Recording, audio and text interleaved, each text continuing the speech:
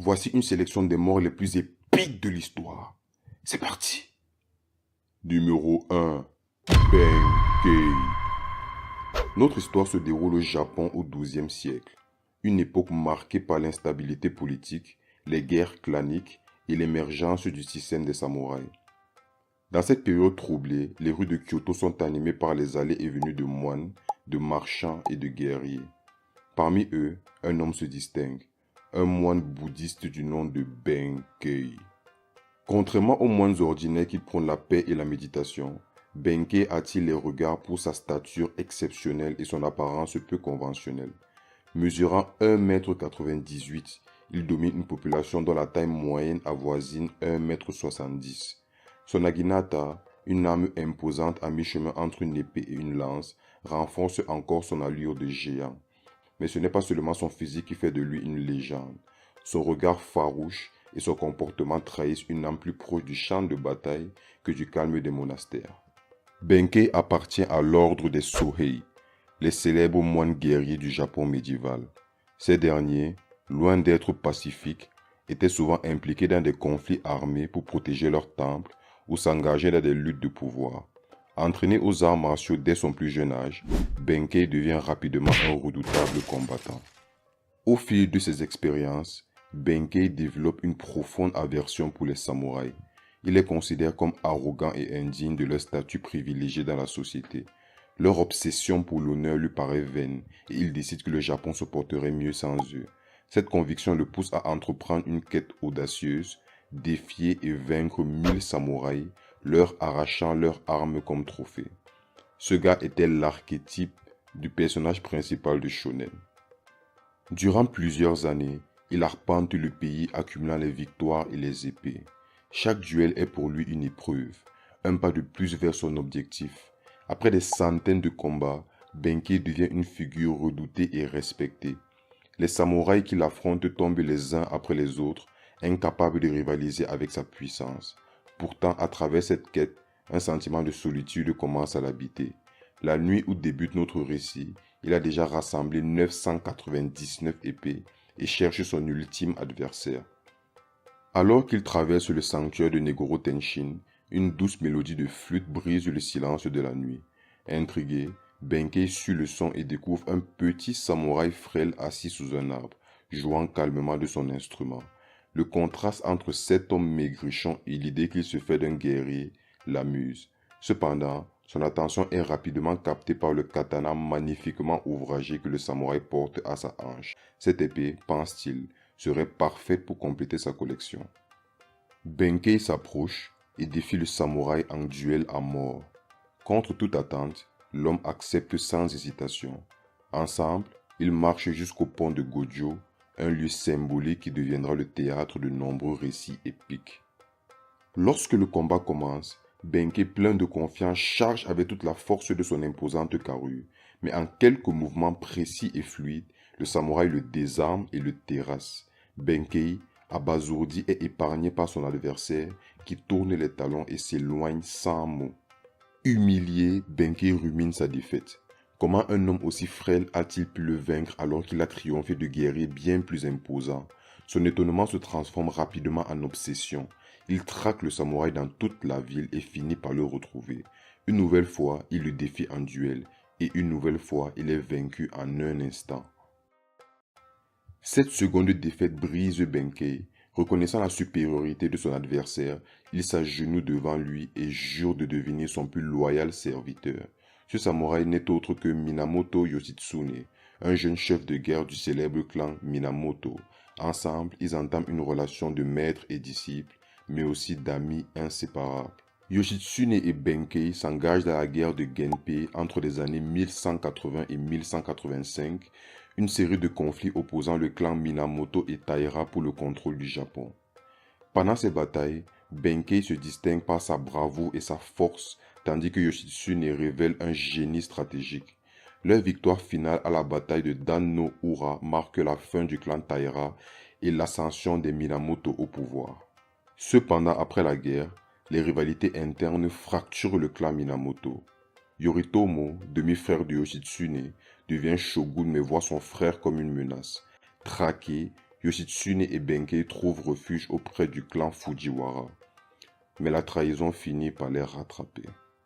Le 15 juin 1189, au château de Koromogawa, Yoshitsune et Benkei sont encerclés par 500 soldats envoyés par Yoritomo. Les forces sont désespérément inégales. Les hommes de Yoshitsune se battent avec acharnement. Alors que la situation devient critique, Yoshitsune décide de se retirer pour accomplir le rituel du seppuku. Avant de partir, il confie une dernière mission à Benkei, tenir le pont et retarder l'ennemi. Benkei se poste sur le pont, seul face à l'armée. Vague après vague, il repousse les assaillants, transformant le pont en un champ de bataille jonché de cadavres. La légende raconte qu'il abat jusqu'à 300 ennemis ce jour-là. Devant cet homme invincible, les soldats hésitent, ils sont terrifiés. Ne parvenant pas à le vaincre, les archers sont appelés. Une pluie de flèches s'abat sur Benkei, mais il reste immobile, comme une statue. Les soldats n'osent avancer, croyant qu'il est toujours en vie. Finalement, deux hommes s'approchent avec précaution et découvrent que Benkei est mort, figé dans une posture de défi. Même dans la mort, Benkei a protégé son maître et retardé l'ennemi assez longtemps pour que Yoshitsune accomplisse le seppuku avec honneur. Le courage et la loyauté de Benkei font de lui une figure légendaire de l'histoire japonaise. Son dernier combat incarne l'idéal du sacrifice au service de l'honneur, et son nom reste gravé dans les mémoires comme celui d'un homme prêt à tout pour protéger ceux qu'il aime. Quel homme! Mais en parlant d'homme, voulez-vous entendre l'histoire d'un dentiste qui est devenu un héros de la Seconde Guerre mondiale? C'est parti. Numéro 2. Ben L. Salomon.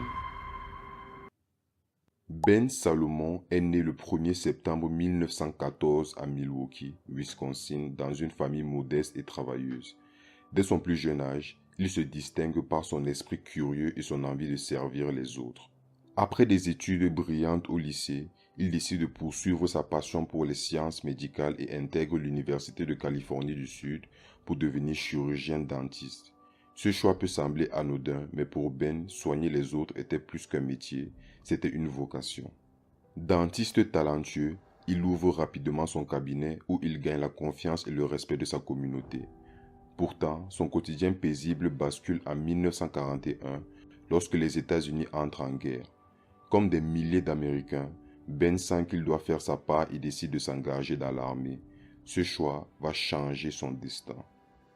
En 1940, Ben rejoint l'armée en tant que dentiste militaire. Il est affecté au 105e régiment d'infanterie où il passe ses journées à soigner les soldats blessés. Mais Ben ne se contente pas de rester à l'arrière. Non, c'est trop facile. Lors des entraînements, il s'illustre par son habileté avec les armes et sa capacité à garder son sang-froid sous la pression. En 1942, ses supérieurs le nomment commandant d'un peloton d'infanterie, une promotion rare pour un dentiste militaire. Même si Ben retourne à ses fonctions médicales par la suite, il montre déjà des qualités qui le distinguent. Courage, leadership et un sens profond du devoir.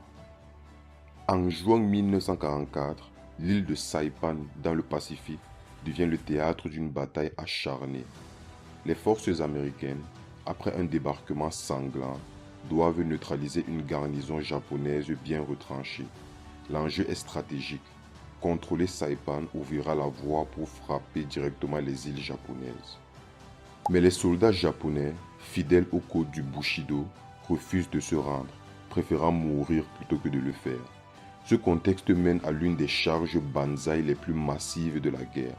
Le 7 juillet 1944, près de 4000 soldats japonais, armés de baïonnettes, grenades et sabres, se jettent sur les positions américaines. Ben Salomon, alors chirurgien dentiste du 105e régiment d'infanterie, se trouve dans une tente médicale située près de la ligne de front. Sa mission, soigner les blessés graves et stabiliser les soldats pour les évacuer. Mais ce jour-là, tout bascule. Alors que Ben est occupé à soigner des blessés, les lignes américaines cèdent sous l'intensité de la charge Banzai. La tente médicale est soudainement envahie par des soldats japonais.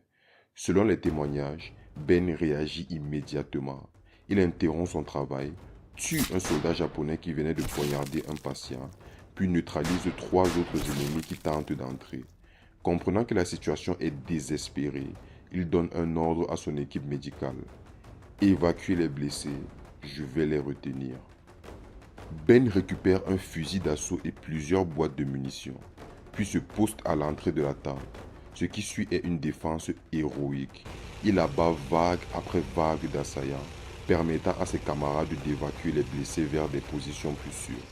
Les rapports militaires rédigés après coup révèlent des détails saisissants. Lorsque son corps est retrouvé le lendemain, Ben est mortellement blessé, entouré de près de 98 ennemis abattus.